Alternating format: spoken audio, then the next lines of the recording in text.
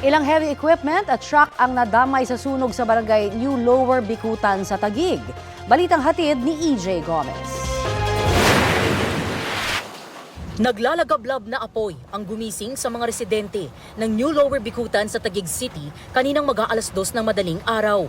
Sumiklab ang sunog sa isang junk shop sa MRT Avenue, Purok 1. Idiniklara ng BFP ang unang alarma sa sunog at agad itong itinaas sa ikatlong alarma dakong 2:41 AM.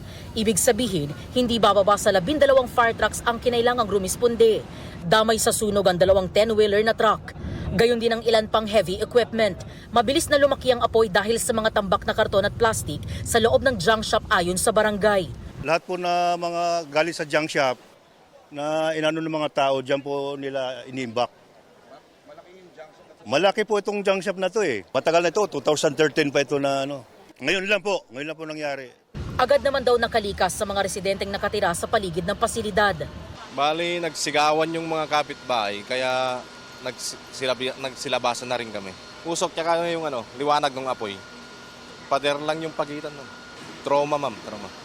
Lahat ng gamit, pag nasunog, wala na. Ilang bombero ang kinailangang gumamit ng self-contained breathing apparatus sa pag-apula ng apoy dahil sa kapal ng usok. Ayon sa inisyal na tansya ng mismong may-ari ng junk shop, hindi bababa sa 40 million pesos ang halaga ng pinsala. Kabilang na ang nadamay na ilang truck at heavy equipment. Inaalam pa ang sanhi ng apoy.